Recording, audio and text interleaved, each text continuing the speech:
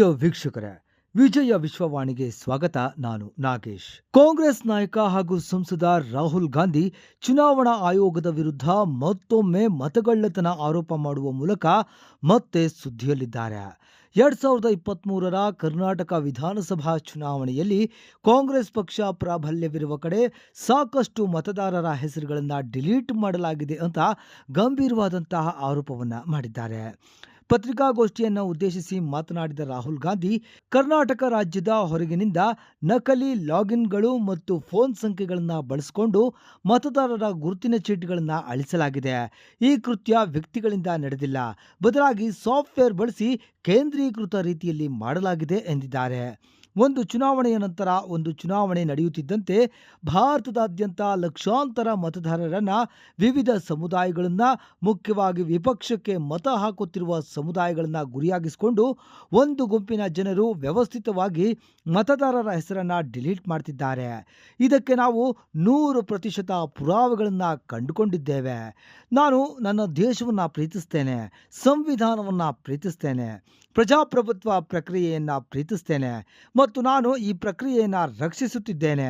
ನೀವು ನಿರ್ಧರಿಸಬಹುದಾದ 100% ಪುರಾವೆಗಳನ್ನು ಆಧರಿಸಿದ ಯಾವುದನ್ನು ನಾನು ಇಲ್ಲಿ ಹೇಳುವುದಿಲ್ಲ. ತೀರ್ಪು ನಿಮ್ಮದಾಗಿದೆ ಅಂತ ಗಾಂಧಿ ಹೇಳಿದ್ದಾರೆ. ಕರ್ನಾಟಕದ ಆಳಂದ ಕ್ಷೇತ್ರದಲ್ಲಿ ಯಾರೋ ಒಬ್ಬರು 6018 ಮತಗಳನ್ನು ಅಳಿಸಲು ಪ್ರಯತ್ನಿಸಿದ್ರು. ಆದರೆ ಕಾಕತಾಳೀಯದಿಂದಾಗಿ ಸಿಕ್ಕಿಬಿದ್ರು. ಬೂತ್ ಮಟ್ಟದ ಅಧಿಕಾರಿಯೊಬ್ಬರು ತಮ್ಮ ಸ್ವಂತ ಚಿಕ್ಕಪ್ಪನ ಮತವನ್ನು ಸಹ ಪಟ್ಟಿಯಿಂದ ತೆಗೆದುಹಾಕಲಾಗಿದೆ ಅಂತ ಕಂಡುಕೊಂಡಾಗ ಈ ವಂಚನೆ ಆಕಸ್ಮಿಕವಾಗಿ ಬಹಿರಂಗವಾಯಿತು ಅಂತ ರಾಹುಲ್ ಗಾಂಧಿ ಹೇಳಿದ್ದಾರೆ. ಅಲ್ಲದೆ ಆಳಂದದಲ್ಲಿ ಮತದಾರರಂತೆ ನಟಿಸಿ 6018 ಅರ್ಜಿಗಳನ್ನು ಸಲ್ಲಿಸಲಾಗಿದೆ. ಈ ಅರ್ಜಿಗಳನ್ನು ಸಲ್ಲಿಸಿದ ಜನರು ವಾಸ್ತವವಾಗಿ ಅಂದರೆ ನಿಜವಾಗಿ ಸಲ್ಲಿಸಿಯೇ ಇಲ್ಲ ಎಂದು ರಾಹುಲ್ ಗಾಂಧಿ ಹೇಳಿದ್ದಾರೆ. ಅಂದಹಾಗೆ ಆಳಂದ ವಿಧಾನಸಭಾ ಕ್ಷೇತ್ರವು ಬೀದರ್ ಲೋಕಸಭಾ ಕ್ಷೇತ್ರಕ್ಕೆ ಸೇರಿದೆ. ಆದರೆ ಇದು ಕಲಬುರಗಿ ಜಿಲ್ಲೆಯ ಒಂದು ತಾಲೂಕು. 2023ರ ವಿಧಾನಸಭಾ ಚುನಾವಣೆಯಲ್ಲಿ ಈ ಕ್ಷೇತ್ರದಲ್ಲಿ ಮತದಾರರ ಸಂಖ್ಯೆ ಸುಮಾರು 2.29 ಲಕ್ಷಗಳಿದ್ದು 73.48% ಮತದಾನವಾಯಿತು. ಈ ಚುನಾವಣೆಯಲ್ಲಿ ಕಾಂಗ್ರೆಸ್ನಿಂದ BR ಪಾಟೀಲ್ ಮತ್ತು ಬಿಜೆಪಿಯಿಂದ ಸುಭಾಷ್ ಗುತ್ತೇದಾರ್ ಸ್ಪರ್ಧಿಸಿದ್ರು. BR ಪಾಟೀಲ್ ಅವರು 89,508 ಮತಗಳನ್ನು ಗಳಿಸಿದರೆ ಗುತ್ತೇದಾರ್ ಅವರು 79,160 ಮತಗಳನ್ನು ಗಳಿಸಿದರು. BR ಪಾಟೀಲ್ ಅವರು 10,348 ಮತಗಳ ಅಂತರದೊಂದಿಗೆ ಗೆದ್ದರು. ಇದು 2018ರಲ್ಲಿ ಬಿಜೆಪಿ ಗೆಲುವಿನ ಬಳಿಕ ಕಂಡ ದೊಡ್ಡ ಬದಲಾವಣೆಯಾಗಿತ್ತು. ಅಂದು ಗುತ್ತೇದಾರ್ ಕೇವಲ 657 ಮತಗಳ ಅಂತರದೊಂದಿಗೆ ಗೆದ್ದಿದ್ದರು. ಇತರ ಅಭ್ಯರ್ಥಿಗಳು ಸಾಮಾನ್ಯ ಮತಗಳನ್ನು ಗಳಿಸಿದ್ರು. ಇಬ್ಬರು ಪ್ರಮುಖ ಪಕ್ಷಗಳ ನಡುವಿನ ಸ್ಪರ್ಧೆಯೇ ನಿರ್ಧಾರಾತ್ಮಕವಾಗಿತ್ತು. ಇನ್ನು 2023ರಲ್ಲಿ ಈ ಫಲಿತಾಂಶ ಕಾಂಗ್ರೆಸ್ಗೆ ರಾಜ್ಯದಲ್ಲಿ ಅಧಿಕಾರಕ್ಕೇರುವಲ್ಲಿ ಸಹಾಯ ಮಾಡಿತು ಮತ್ತು ಸಿದ್ದರಾಮಯ್ಯ ಅವರ ನೇತೃತ್ವದಲ್ಲಿ ಸರ್ಕಾರ ರಚಿಸಲು ನೆರವಾಯಿತು. ಅಲ್ಲದೆ ಆಳಂದದ ಗೆಲುವು ಹೈದರಾಬಾದ್ ಕರ್ನಾಟಕ ಪ್ರದೇಶದಲ್ಲಿ INCಯ ಬಲವನ್ನು ತೋರಿಸಿತು. ಇನ್ನು ಮುಖ್ಯ ಚುನಾವಣಾ ಆಯುಕ್ತ ಜ್ಞಾನೇಶ್ ಕುಮಾರ್ ವಿರುದ್ಧ ವಾಗ್ದಾಳಿ ನಡೆಸಿದ ರಾಹುಲ್ ಗಾಂಧಿ, ಕರ್ನಾಟಕ CID 18 ತಿಂಗಳಲ್ಲಿ ಚುನಾವಣೆ ಸಂಸ್ಥೆಗೆ 18 ಪತ್ರಗಳನ್ನು ಕಳಿಸಿದೆ ಮತ್ತು ಮಾಹಿತಿ ಕೋರಿದೆ ಎಂದರು. ಮತದಾರರ ಡಿಲೀಷನ್ ಫಾರ್ಮ್ಗಳನ್ನು ಭರ್ತಿ ಮಾಡಿದ ಸಾಧನದ IP ಅಡ್ರೆಸ್ ಮತ್ತು OTP ಟ್ರೇಲ್ಗಳಂತಹ ಮಾಹಿತಿಯನ್ನು CID ಕೋರಿದೆ. ಆದರೆ ಚುನಾವಣಾ ಆಯೋಗ ಅದನ್ನು ನೀಡುತ್ತಿಲ್ಲ. ಯಾಕಂದರೆ ಮತದಾರರ ಹೆಸರನ್ನು ಡಿಲೀಟ್ ಮಾಡುವ ಕಾರ್ಯಾಚರಣೆ ನಡೆಯುತ್ತಿರುವ ಕಡೆ ನಮ್ಮನ್ನು IP ಅಡ್ರೆಸ್ ಕೊರೆದೊಯ್ಯುತ್ತದೆ. ಆದರೆ ಜ್ಞಾನೇಶ್ ಕುಮಾರ್ ಅವರು ಆರೋಪಿಗಳನ್ನು ರಕ್ಷಿಸುತ್ತಿದ್ದಾರೆ ಅನ್ನೋದಕ್ಕೆ ಇದು ಸಾಕ್ಷಿಯಾಗಿದೆ. ಅಕ್ರಮಗಳನ್ನು ದೊಡ್ಡ ಪ್ರಮಾಣದಲ್ಲಿ ನಡೆಸಲಾಗ್ತಿದೆ ಮತ್ತು ದೊಡ್ಡ ಸಂಪನ್ಮೂಲಗಳನ್ನು ಬಳಸಲಾಗ್ತಿದೆ ಅಂತ ರಾಹುಲ್ ಗಾಂಧಿ ಆರೋಪಿಸಿದ್ದಾರೆ. ಚುನಾವಣಾ ಆಯೋಗವು ಈಗಾಗಲೇ ಮೊಬೈಲ್ ಸಂಖ್ಯೆ ಮತ್ತು IP ವಿಳಾಸವನ್ನು ನೀಡಿದ್ರೂ ಕಾಂಗ್ರೆಸ್ ಆಡಳಿತವಿರುವ ಕರ್ನಾಟಕದ CID ಇಲ್ಲಿವರೆಗೂ ಏನು ಮಾಡಿದೆ ಅಂತ ಬಿಜೆಪಿ ಸಂಸದ, ಮಾಹಿತಿ ಮತ್ತು ಪ್ರಸಾರ ಖಾತೆಯ ಸಚಿವ ಅನುರಾಗ್ ಠಾಕೂರ್ ಪ್ರಶ್ನೆ ಮಾಡಿದ್ದಾರೆ.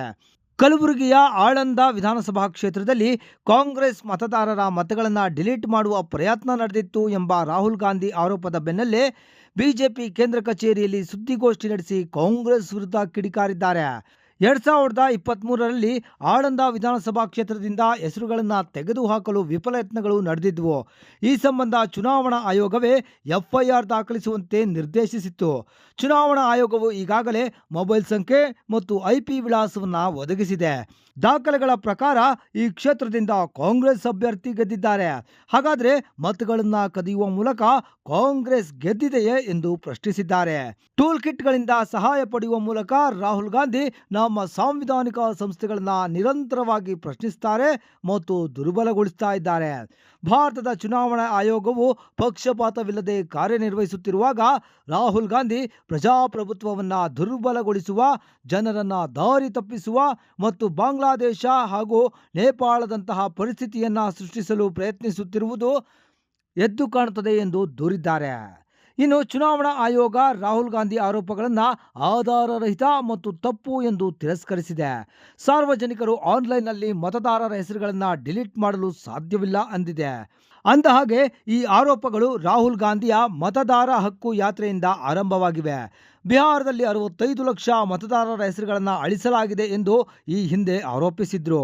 ಬಳಿಕ ಬೆಂಗಳೂರು ಸೆಂಟ್ರಲ್ನ ಮಹದೇವಪುರದಲ್ಲಿ 1 ಲಕ್ಷಕ್ಕೂ ಹೆಚ್ಚು ಮತಗಳನ್ನು ದುರ್ಬಳಕೆ ಮಾಡಲಾಗಿದೆ ಅಂತ ಹೇಳಿದ್ರು. ಇದೀಗ ಆಳಂದ ಕ್ಷೇತ್ರದಲ್ಲಿ 6,000 ಮತಗಳನ್ನು ಅಳಿಸುವ ಪ್ರಯತ್ನ ನಡೆದಿದೆ ಎಂದಿದ್ದಾರೆ. ಇದೀಗ ಮತ್ತೊಮ್ಮೆ ಮತಗಳ್ಳತನ ಆರೋಪ ಚರ್ಚೆಯ ಮುನ್ನೆಲೆಗೆ ಬಂದಿದೆ.